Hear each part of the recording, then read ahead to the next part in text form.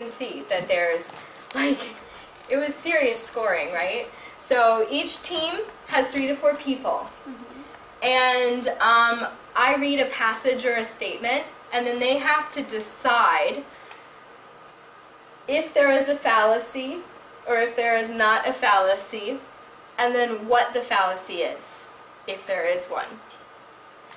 And before, as you can see, before I give the answer, say like Group A gave the comment, yes, there is a fallacy, and it's the red herring fallacy. And then Group B said, no, no, no, no, no. There is a fallacy, but it's not red herring. It's something else. And they gave me the name of the fallacy. Then whoever won would get the points, and the other one would get the points subtracted. So it's a fun way to review, because whenever you put them in a game and in teams, they have a good time. So this is just an example. A couple of weeks ago, I received a chain letter that said I would have bad luck if I did not send the letter to at least 10 people I knew. I refused to believe it and deleted that email. Bad idea. The very next day, I was attacked by a dog, got dumped by my girlfriend or boyfriend, and was fired from my job. Once is enough. You can bet that next time I get a chain letter, I will do exactly what it says. Right? So we know that this is a logical fallacy, because you cannot make the connection between what happened and the chain letter.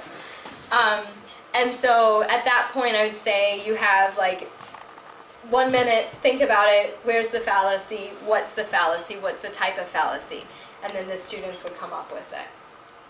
So this is just an example of one way that you could review with them, and they could review with you.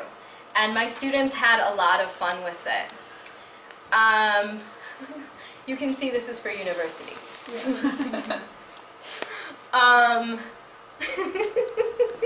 They're hilarious. Anyway, the students, they enjoyed it.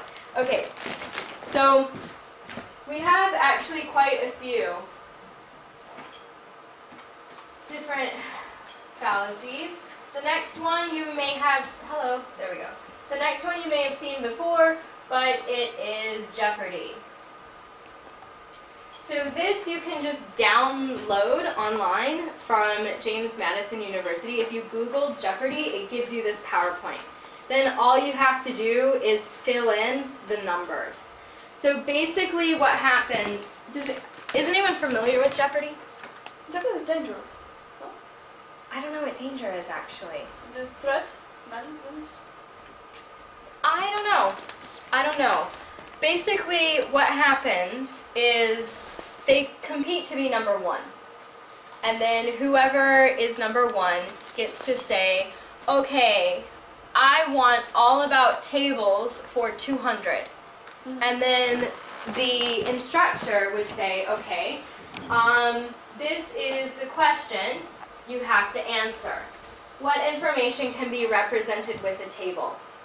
And so if they get it correct, they get 200 points, and they get to choose the next question. And so the objective is to get as many points as possible. And that's Jeopardy, and I've found this to be a great way to review with students, because it's very active, they like it. You could, if you wanted to, if the first group doesn't get the correct answer, you could give it to another group until the correct answer has been presented. So that way it's a real review. And they tend to actually, like, I found this surprising because many students afterwards have come up to me and they've said, thank you so much for Jeopardy. Because one of the questions that I almost got wrong was on Jeopardy, and it just flashed in my head right when I saw it. So it does help them.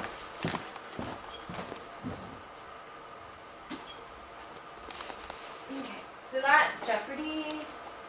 That's fallacies. So those are just 2 different ways. What I do with students before every test is we do something like that. We'll have name the fallacy, or like name whatever. You just insert what you want to insert. And Jeopardy is the same. You just need to find the categories and have them. It could even be something as simple as grammar. right? They have to, the category is past tense, and then whatever word they get, they have to change it. You know, so you could use this in many different ways with many different levels. So, when I teach them about this, I'm also hoping that they will like it and create their own games to help them to review. I always do this, but I think that it's fair for students to ask the instructors or the instructor what to expect on the test, like what will be covered. You don't need to give them mass details because that's not right either. You don't want to tell them, by the way, look on page 56 because everything on that page is going to be on there. You don't want to do that, but you do want to give them a general understanding of what they will be expected to know for the test.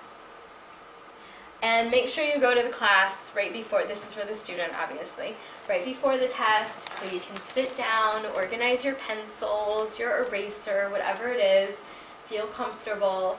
The funny thing is where I took this, it's Test-Taking.com, I think. And one of the things they said was chew gum, which I thought was hilarious because gum is really noisy. And it would just kill me if someone was sitting next to me chewing gum during a test. I might like get violent or something.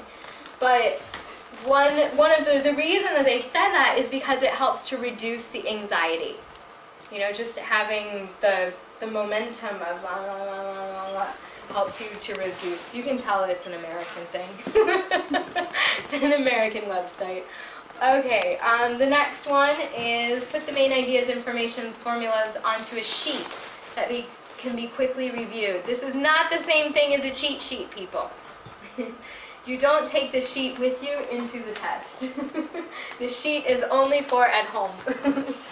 And so, as they go, if they're doing this, then they have all the information compiled. So this is wonderful for them as they're going through class. Of course, not all students are going to do that. But if they can try to get this information, they will be more successful. Okay, so go over any material from any practice test that you give, from homework, any sample problems, review material, blah, blah, blah. All that stuff. I mean, this is just what they should be doing, right? So, oh, I jumped ahead of myself. Now I'm supposed to introduce Jeopardy and name that game, but we already saw them. So it is, reviewing can be fun. They can find ways to make it fun and enjoyable. Throw pizza in and have a review party at somebody's house and it can be quite an enjoyable experience. And then they get even happier because they all get good grades, because they did well. Well, theoretically. Okay, so again, also telling them make sure that they eat before. Not heavy foods, right? You don't want to go out and have like, what's it called? Chicken Kyiv? Yeah, with all that cheese and all that meat and then rice, and you go to sleep. Yeah, of course it's tasty, but wait till after the test. Then you can treat yourself. Before the test, just have something small, but that will fill you up, right? Go to the bathroom also, so you're not going in the test and going like, ah, I really got to go. And then obviously get good sleep. So these are, of course, things that you would tell students and they'd be like, yeah, yeah, whatever. But you should still tell them anyway. Okay, so again, we're still on approaching the test. Oh, did I go the wrong way? Nope, sorry, that was right. Plan how to take the exam. Okay, that's what you were mentioning, right? When you first looked at it, you thought, okay, so this is this section, this is this section, this is this section, and you made a plan of how you were going to approach the test. So that's the first thing that they can do when they get the exam. Use strategies appropriate to the skill area. So many of you mentioned that you did that, right? For the vocabulary, you know that this word is going to be in paragraph number 1. So you skim or scan, find the information that you need, answer the questions. skimming and scanning also covers that part as well. So you're wanting to use those sorts of strategies for what's appropriate. And then encouraging students to keep a journal or a reflection book on their exam experience. So what did they learn? What could they do better next time? Were they successful? Like, what do they wish they had done? What do they wish they had not done? So just reflecting on those can help them to be more prepared in the future with the next exam they take. Okay.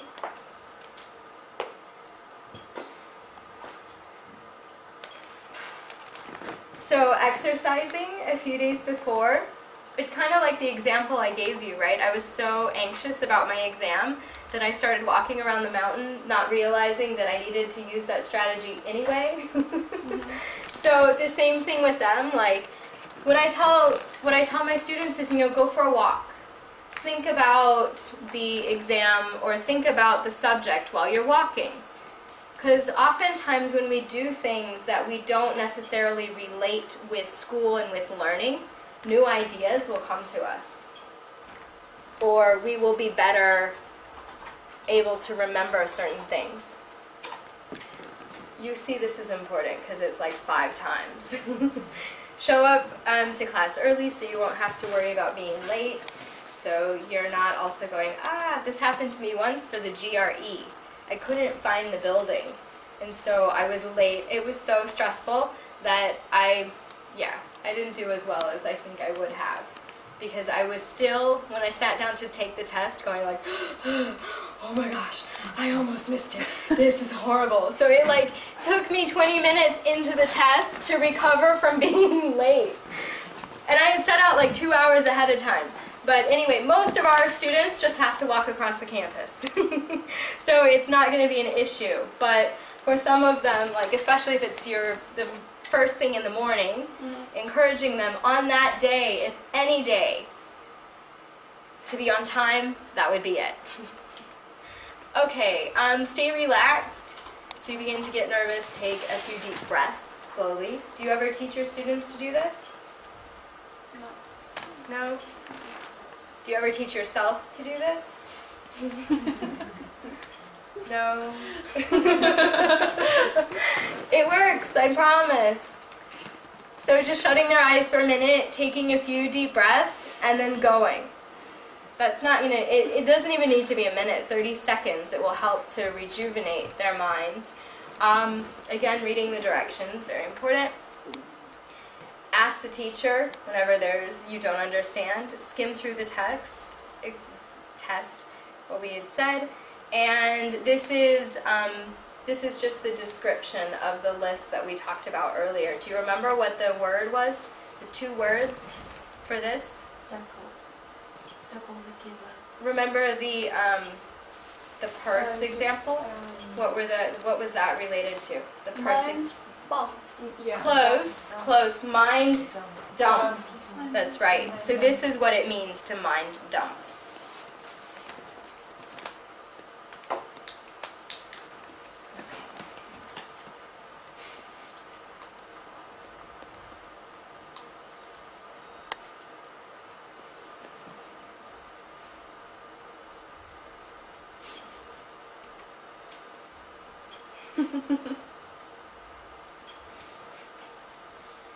Right? So he's got a test. You can tell from his face. Is he knowing what is going to be on the test? Like, does he get it?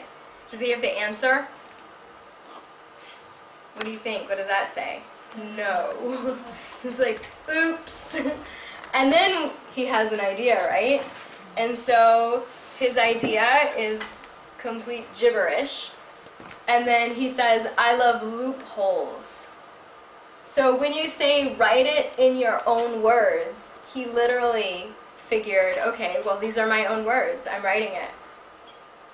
That's, of course, not what the teacher meant, but he's thinking, haha, I found a loophole, which means he's thinking critically about the statement, which is why I'm using this comic, which was actually taken from Google Images, by the way. So this too represents the next part, which is critical thinking, and why it's important for us to teach critical thinking in the classroom. And it's basically for test taking. So critical thinking, we obviously practice in class. We can practice it through task-based activities. We can also practice it through project-based learning.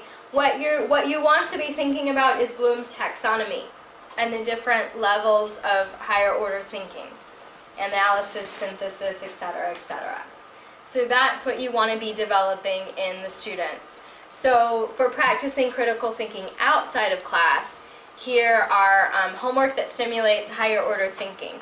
For example, what that might look like is having students read in the newspaper or read online news and follow a subject and then write a brief summary, but their opinion about the subject. The opinion is their analysis. It's what they think based on the rest of the information they have from their worldview, like what that means. And then having them do that several times, and they're continually synthesizing the information about, it has to be the same topic, obviously, but they're synthesizing that information. The second time, they're thinking about the first time, that time, and then coming up with an opinion.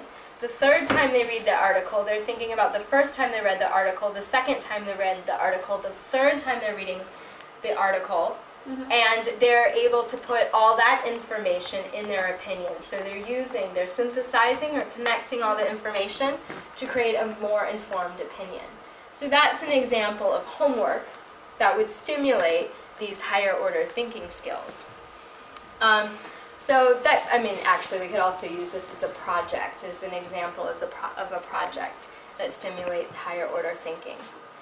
So these are some of the things that I wanted to share with you because, how long ago was this? This was Thai TESOL 2006.